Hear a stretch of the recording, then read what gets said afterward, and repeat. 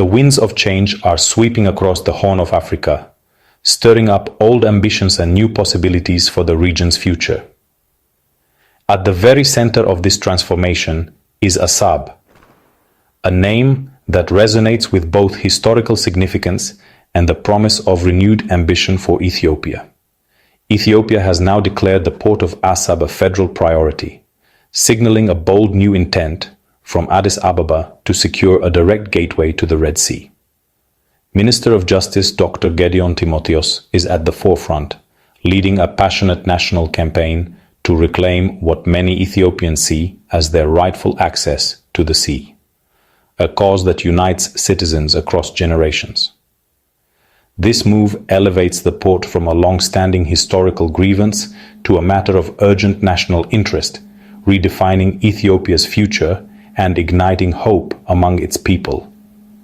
By making Assab a federal issue, the government is declaring it a core strategic objective, one that transcends regional politics and is now firmly embedded in the national agenda. Dr. Gediyon's statements are direct and uncompromising. He argues that Ethiopia's historical and financial contributions to the region give it a legitimate stake in Assab's future, a claim that Eritrea fiercely rejects, fueling tensions between the two nations. The timing of this campaign is no accident.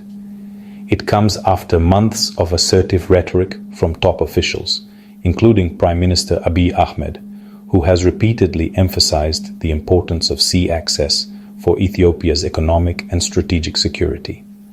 The government's formalization of this quest now turns long-held nationalist dreams into official state policy, giving new momentum to Ethiopia's ambitions on the world stage. The focus on Assab is about more than just a port. It's about Ethiopia's vision of itself as a rising regional power, determined to overcome its landlocked status and shape its own destiny in the Horn of Africa. Ethiopia's new stance has sharply escalated regional tensions, sending shockwaves across the Horn of Africa. The government's assertive rhetoric and recent policy shifts have left neighboring countries and international observers deeply concerned about the possibility of renewed conflict. Dr. Gediyon has warned that Ethiopia's patience is not limitless, a message heard loud and clear in Asmara. His words have been interpreted as a direct challenge to Eritrea, raising fears that diplomatic channels may soon give way to more aggressive posturing. The brotherly tone of the 2018 peace deal has been replaced by confrontation, with Eritrea's control over Assab now framed as an obstacle to Ethiopia's progress. What was once celebrated as a historic reconciliation is now overshadowed by suspicion and competing national interests. The Ethiopian National Defense Forces have called any denial of Ethiopia's Red Sea claim banditry, showing the military's alignment with government ambitions. This strong language signals a willingness to escalate and has heightened anxieties both within Ethiopia and beyond its borders. Eritrea, officially silent, has responded through state media, accusing Ethiopia of territorial ambitions and historical revisionism. The government's refusal to engage directly only deepens the uncertainty, fueling rumors and speculation about its next move. For Eritrea, any suggestion of sharing Assab is an existential threat, given its hard-won independence. The memory of past struggles remains vivid, making compromise on sovereignty nearly unthinkable for many Eritreans. The atmosphere is now one of deep mistrust, with each side interpreting the other's words as provocation. Ordinary citizens on both sides of the border are left anxious, uncertain about what the future may hold. The space for peaceful dialogue is shrinking, and the entire Horn of Africa is watching anxiously, hoping that leaders will choose negotiation over confrontation before it's too late. Dr. Gediyon grounds Ethiopia's claim to Assab in a blend of historical precedent and economic logic, weaving together the nation's past and its future ambitions. He argues that Ethiopia's substantial investments and labor before Eritrea's independence make it not just a participant, but a foundational partner in Assab's development. This, he claims, gives Ethiopia a moral and potentially legal right to benefit from the port's prosperity, as it was Ethiopian vision and resources that helped shape its growth. By focusing on these economic contributions, Ethiopia sidesteps the thorny issue of sovereignty, instead framing the port as a matter of national strategy and shared legacy. This approach seeks to reframe the debate, emphasizing partnership over ownership. For Ethiopia, secure and reliable port access is not just a convenience, it's a lifeline. As a landlocked nation with ambitious growth goals, access to the Red Sea is vital for economic planning, trade, and national security, shaping the country's future trajectory. By centralizing the issue at the federal level, Ethiopia signals its seriousness and unity of purpose, sending a clear message to both its citizens and the international community that this is a matter of national importance. Dr. Gediyon's legal expertise lends credibility and weight to Ethiopia's position, presenting it as a carefully considered legal and strategic stance rather than a mere political demand. The case blends historical grievance, economic necessity, and strategic foresight, aiming to rally both domestic and international support. It's a narrative designed to unite Ethiopians and appeal to global stakeholders.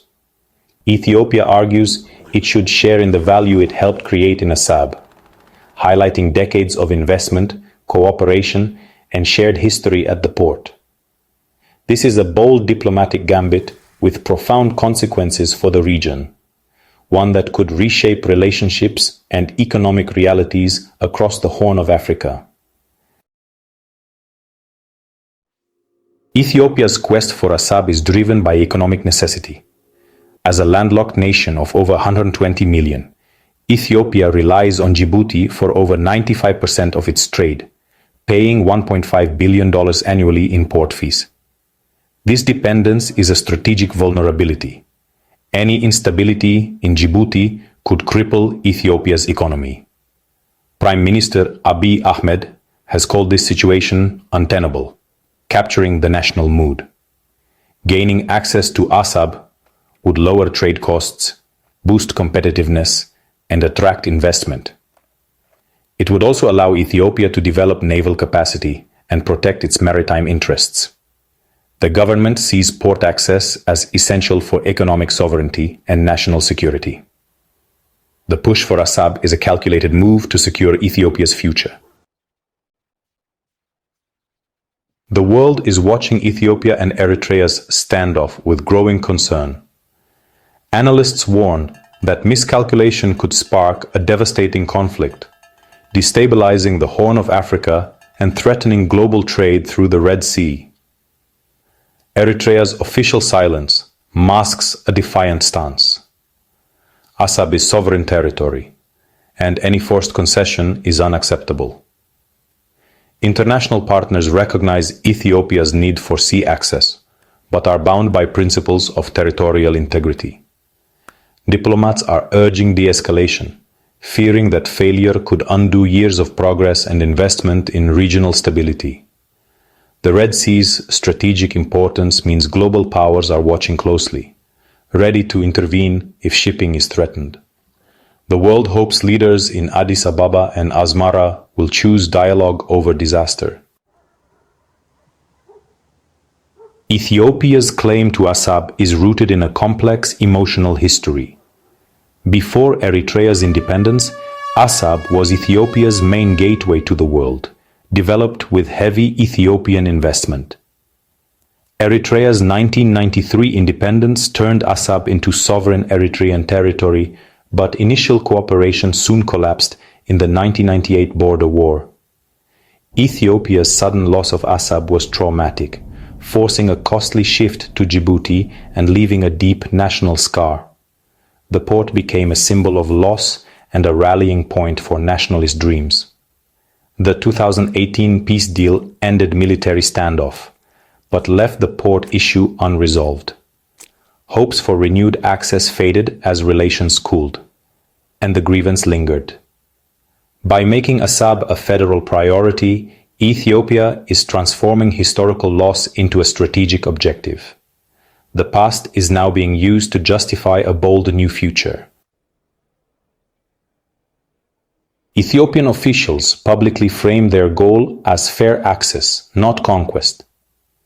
They propose a negotiated arrangement, lease, free trade zone, or shareholding, reflecting historical investments and economic needs.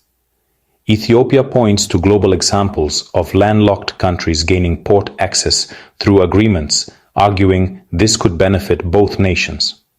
However, the diplomatic language is backed by a hard edge. If talks fail, Ethiopia signals it may escalate the issue to a national security priority. Prime Minister Abiy's declaration of an irreversible quest and the military's rhetoric make clear the stakes.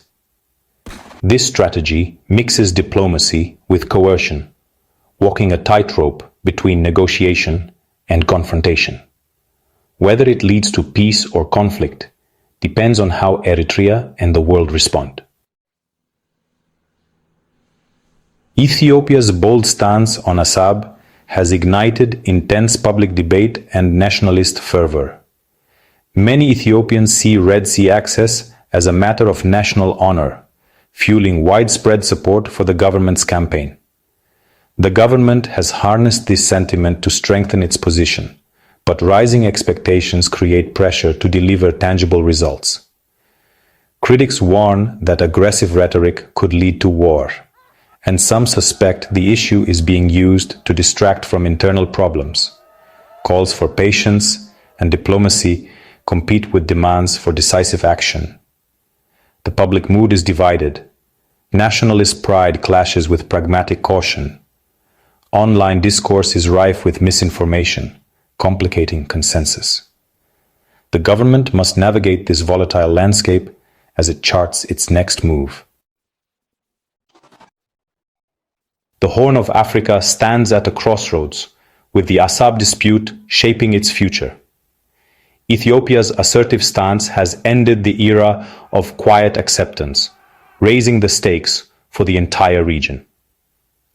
Two scenarios loom: a negotiated breakthrough, possibly involving a port lease or economic zone, or a dangerous escalation toward conflict.